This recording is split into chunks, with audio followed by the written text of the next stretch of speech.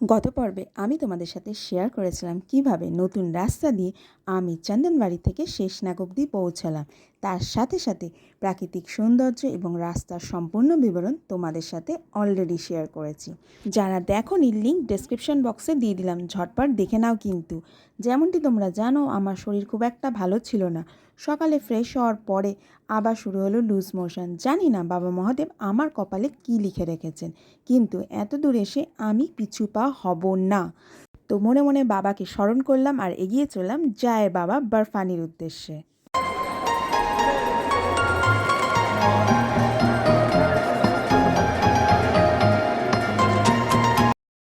আজ আমাদের যাত্রাপথ ছিল শেষনাগ থেকে পঞ্চতারণী অবধি, যার দূরত্ব হলো 13 কিলোমিটার। আর এই দীর্ঘ যাত্রাপথের মধ্যে মহাগণেশ টপ ছিল সবচেয়ে উচ্চতায় অবস্থিত, যেটা সমুদ্রপৃষ্ঠ থেকে প্রায় 15,000 ফুট উচ্চতায় অবস্থিত। এই সমগ্র অমরনাথ যাত্রার মধ্যে এই মহাগণেশ টপের উচ্চতাই হচ্ছে সবচেয়ে বেশি, যে অক্সিজেনের লেভেল কিন্তু খুবই কম থাকে। আমার শরীর এতটাই খারাপ ছিল যে আমি ঘোড়া নিতে বাধ্য হলাম। আমার একটু ইচ্ছা ছিল না যে এই ঘোড়া নিয়ে এই অমরনাথ যাত্রা সম্পূর্ণ করার, কিন্তু আমার শরীর এতটাই দুর্বল হয়ে পড়েছিল যে আমি একটা পাও নড়তে পারছিলাম না। তার মধ্যে মহাগণেশ টপের উচ্চতা কিন্তু অনেকটাই বেশি, তেমনই চড়াই। তো যেহেতু ঘোড়া নিয়ে যাচ্ছি, তো আজকেই আমরা বাবাকে দর্শন করে বালতাল দিয়ে নেবে। শরীরের সাথে সাথে মনটাও ভালো ছিল না। তো ভিডিও কতটুকু করতে পেরেছি আমি জানি না, যেটুখানি করেছি আমি তোমাদের সামনে তুলে ধরলাম। আশা করি ভালো লাগবে। ওম নমঃ শিবায়। ওম নমঃ শিবায়। ওম নমঃ শিবায়। ওম নমঃ শিবায়।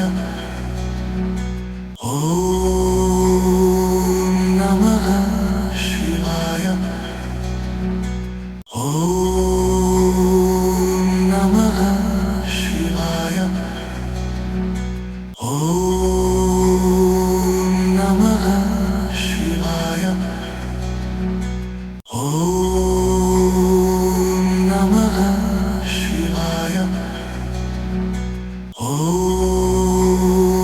নমঃ শিবায়। ওম নমঃ শিবায়। ওম নমঃ শিবায়। ওম নমঃ শিবায়। ওম নমঃ শিবায়।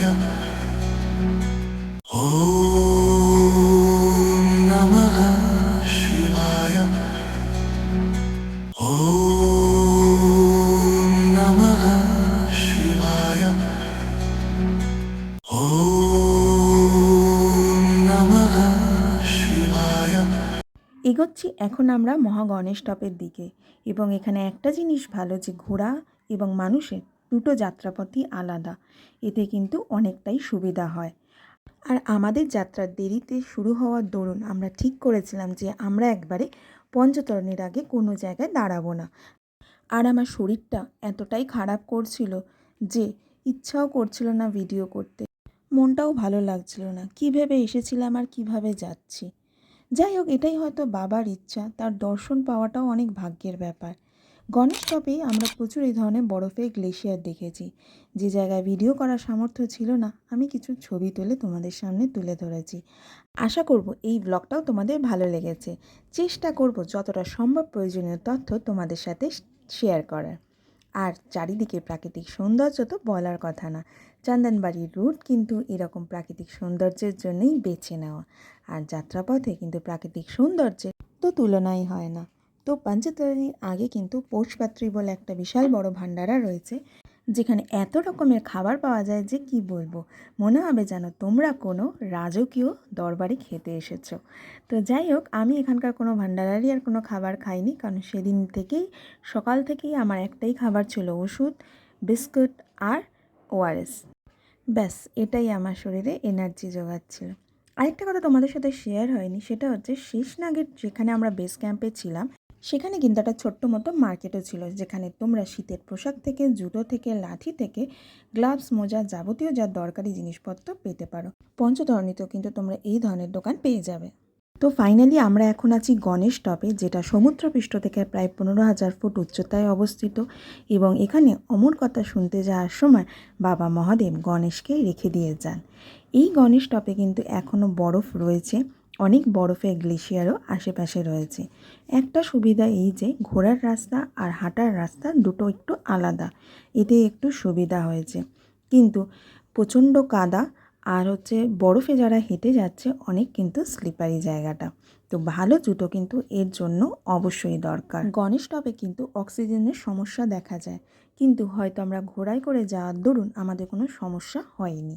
আর চারিদিকের পরিবেশটা ঠিক এই রকম।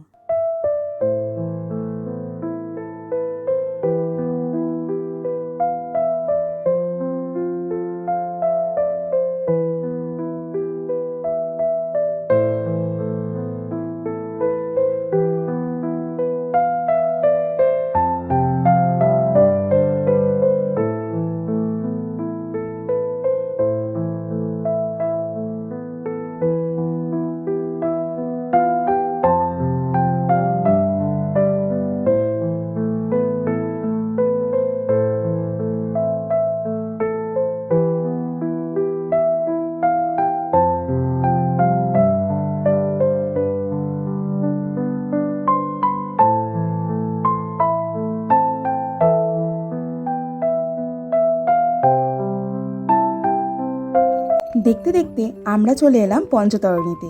এখানেই কিন্তু হেলিপ্যাডের ব্যবস্থা রয়েছে। হেলিকপ্টারে আসলে কিন্তু এখানেই নামতে হবে, তারপর যেতে হবে বাবার দরবারে। পঞ্চতরণীর জায়গাটা কিন্তু খুবই সুন্দর। চারিদিকে উঁচু উঁচু পর্বতের মাঝখানে ছোট্ট একটা সমতল ভূমি। জানি না আমার ক্যামেরাতে কতটা ভালো এসেছে, বাট এখানে দেখলে কিন্তু চোখ জুড়িয়ে যাবে। এত সুন্দর প্রাকৃতিক সৌন্দর্য চারিদিকে যে ভাষায় বর্ণনা করা যায় না। দু চোখ ভরে খালি দেখে যাও, আর কিছু না। এখন আমরা পঞ্চতরণীর লাঙ্গলে আছি। আমি নিয়েছি চা, ভাত, পরোটা আর তরকারি। এটা দিয়ে আজকে খাবারটা করি, তারপর আবার আমরা বেরিয়ে যাবো আর অমরনাথ গুহার উদ্দেশ্যে। ভাতটা খেয়ে যেন শরীরটা একটু সুস্থ লাগছে। তারপর আমরা বেরিয়ে পড়লাম অমরনাথ গুহার উদ্দেশ্যে, কারণ গুহা দর্শন করে আজকেই আমরা নেমে যাব বালতালের উদ্দেশ্যে। পঞ্চতরণীতেই কিন্তু থাকার ব্যবস্থা রয়েছে, কারণ অমরনাথ গুহার কাছে কিন্তু থাকার কোনো ব্যবস্থাই নেই। এটাই হচ্ছে শেষ পয়েন্ট যেখানে রাত্রির বেলায় থাকা যায়। এবার আমরা এগিয়ে যাচ্ছি সঙ্গমের উদ্দেশ্যে, যেখানে বালতাল ও পেহেলগামের দুটো রুট মিলিত হচ্ছে। ওই যে রাস্তাটা দেখা যাচ্ছে ওটাই হচ্ছে বালতাল দিয়ে আসার রুট। ওটাই গিয়ে যেখানে মিলিত হচ্ছে সেটাকে নামই হচ্ছে সঙ্গম। আর ওখান থেকে বাবা অমরনাথের গুহা মাত্র 3 কিলোমিটার। আর এখান থেকেই প্রথম দর্শন লাভ হলো অমরনাথ গুহার। ওই যে ওখানে আছে আমার মহাদেব। দেখেই না সত্যি জীবনটা ধন্য হয়ে গেল। এত দূর অবধি যে এই শরীর নিয়ে আসতে পারবো আমি ভাবতে পারিনি, সবই তার ইচ্ছা। Om Namah Shivaya. हर हर महादेव बम बम बोले बम बम बम बम बम बम बम बम हर हर বালতাল রুট দিয়ে গেলে এটাই হচ্ছে প্রথম দর্শন অমরনাথ গুহার। ভিডিওটা আমার একটা বন্ধুর থেকে নেওয়া। তারপর আমরা পৌঁছে গেলাম অমরনাথ গুহার সামনে। ঘোড়া কিন্তু গুহার অনেক আগেই নামিয়ে দেবে। সেখান থেকে অমরগঙ্গা পার হয়ে পায়ে হেঁটে বা পালকিতে করে তোমরা চলে যেতে পারো বাবার দরবারে। হ্যাঁ, সাথে কিন্তু মোবাইল বা ক্যামেরা অ্যালাউ নেই, বাইরে জমা রেখে তারপর শুধু প্রসাদ নিয়ে তোমরা যাবে বাবা বরফানির দর্শনের উদ্দেশ্যে। প্রায় 3 ঘন্টা লাইনে দাঁড়ানোর পর আমি দেখা পেলাম বাবা বরফানি। আমার জীবন ধন্য হয়ে গেল।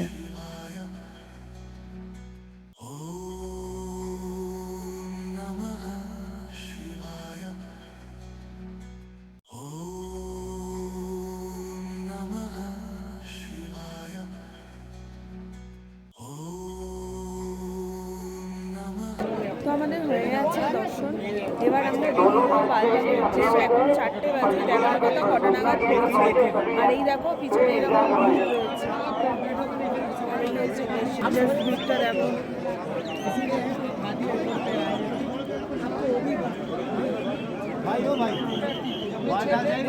তোমরা চাইলে অমরনাথ গুহার সামনেও কিন্তু চান করতে পারো, সেখানে গরম জলেরও ব্যবস্থা রয়েছে। তাছাড়া মেয়েদের জন্য চেঞ্জিং রুমও আছে, কোনো অসুবিধা হবে না। আমরা পুজো দেওয়ার পর তাড়াতাড়ি ঘোড়ায় করে বালতালের উদ্দেশ্যে রওনা দিলাম, কারণ ওয়েদার খারাপ হতে স্টার্ট করেছে, তার সাথে শুরু হয়েছে বৃষ্টি। আর বালতালের রাস্তায় প্রচুর ধুলো, আর সাইডে দিয়ে কিন্তু ঝুড়ো ঝুড়ো পাথর পড়ে। আর থাকার জায়গা কিন্তু বালতাল বেস ক্যাম্প, আর এদিকে হচ্ছে পঞ্চতারিণী। তো আমাদের যে কোনোভাবেই হোক আজকে বালতালে নামতেই হবে। বৃষ্টির দরুন আমি ভিডিও করতে পারিনি। বালতাল বেস ক্যাম্পের কিছু ছবি আর বালতাল রোডের কিছু ছবি বা ভিডিও আমার বন্ধু সৌভিকের থেকে নেওয়া, তো সেগুলোই আমি এবার তোমাদের সাথে শেয়ার করলাম। আশা করি তোমাদের ভালো লাগবে। Om Namah Shivaya. Om Namah Shivaya. Om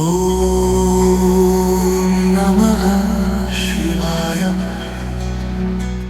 Om Namah Shivaya. Om Namah Shivaya. Om Namah Shivaya. Om हर हर Mahadev Namah Shivaya.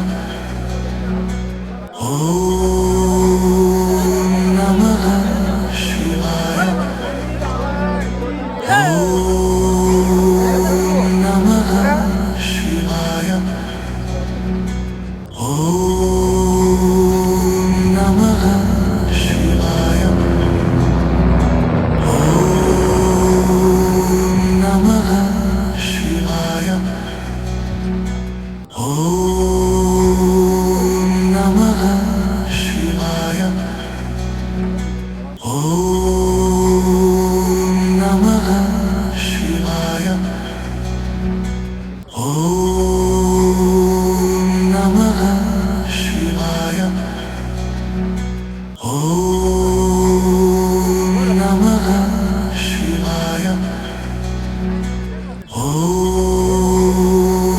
Namah Shivaya. Om Namah Shivaya. এই হলো সেই বন্ধু যার সাথে আমার হঠাৎ দেখা ও ভিডিওগুলোও পাওয়া। আমি ঘোড়ায় চড়তে ভীষণ ভয় পাই, বাট এই সেই ব্যক্তি যার জন্য অমরনাথ যাত্রা এত সুন্দরভাবে ঘোড়ায় করে আমি কমপ্লিট করতে পারলাম। তো আমরা এখন বালতাল বেস ক্যাম্পে। কালকে রাতে আসার ভিডিও করতে পারিনি, কারণ প্রচণ্ড টায়ার্ড ছিলাম আর পুরো ভিজে গেছিলাম। এই হচ্ছে আমাদের টেন্ট, 600 টাকা নিয়েছে দুজনের মতো। এই হচ্ছে টেন্টের পজিশন, চার্জিং পয়েন্ট, দুটো ব্ল্যাঙ্কেট, বালিশ, সব কিছুই ছিল। লাইটও প্রায় সারা রাত্রেই জ্বলেছিল। আর পিছনের দিকে ভিউ হচ্ছে খানিকটা এইরকম। আমরা নেমেছিলাম ওই দিক থেকে, এবার আমরা যাব হচ্ছে এই দিকে টুয়ার্ডস জম্মুর দিকে, এবার বেরিয়ে যাব। তো সারা রাত কালকে বৃষ্টি হয়েছে, প্লাস সকাল 8টা অবধিও বৃষ্টি হয়েছে। তো ফাইনালি এখন একটু ওয়েদারটা ক্লিন হয়েছে। যথারীতি আজকে কিন্তু বালতাল থেকে কোনো যাত্রীদের মানে যাত্রার পারমিশন দেওয়া হয়নি, ঠিক আছে। তো এই হচ্ছে কি এখনকার বিউটি বালতালের। হেলিকপ্টার যাচ্ছে দেখছি, ঠিক আছে। তো ফাইনালি আমরা এখন বালতাল থেকে বেরোচ্ছি, এখন বাজে 10টা। এই ছিল আমাদের টেন্ট, আর এরকম ছিল হচ্ছে ভিউ। এখন আপাতত ক্লিন আছে আকাশ। তো আমরা বেরোচ্ছি এখন জম্মুর সাইডে। তো কি পাবো কি পাবো না জানি না, কারণ সকালের কনভয় অলরেডি ক্যান্সেল ছিল।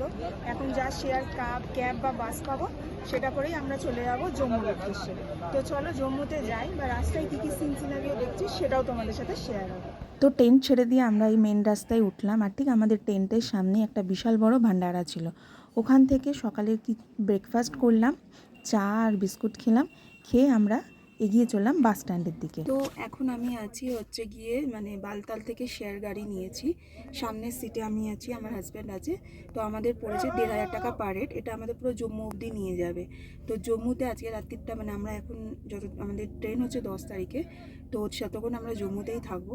তো গাড়ি নিয়ে নিয়েছি, ভর্তিও হয়ে গেছে, আসছে সবাই লাগেজপত্র তুললে, আর 15 থেকে 20 মিনিটের মধ্যে আমাদের গাড়ি ছেড়ে দেবে। অমরনাথ যাত্রা দুটো রুট দিয়ে করা যায়, একটা হচ্ছে চন্দনবাড়ি রুট আর একটা হচ্ছে বালতালের রুট। চন্দনবাড়ি দিয়ে গেলে 3 দিন সময় লাগবে যদি পায়ে হেঁটে যাও, আর বালতাল রুট দিয়ে গেলে একই দিনে বাবাকে দর্শন করে নেমে আসতে পারবে। আর হ্যাঁ, ঘোড়ায় করে গেলে কিন্তু চন্দনবাড়ি দিয়ে একই দিনে তুমি বাবাকে দর্শন করতে পারবে। আমি যেমন চন্দনবাড়ি দিয়ে গিয়ে বালতাল দিয়ে ফিরেছি, আর চেষ্টা করবে প্রথম সপ্তাহে বাবাকে দর্শন করার। আজকের এই ভিডিওটা আমি এখানে এন্ড করলাম, আশা করি তোমাদের ভালো লেগেছে। ভালো লাগলে একটু লাইক করে যেও, আর হ্যাঁ, ভিডিওটা শেয়ার করতে কিন্তু ভুলো না।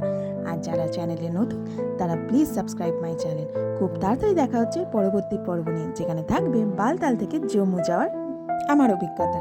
Till then, take care, tata.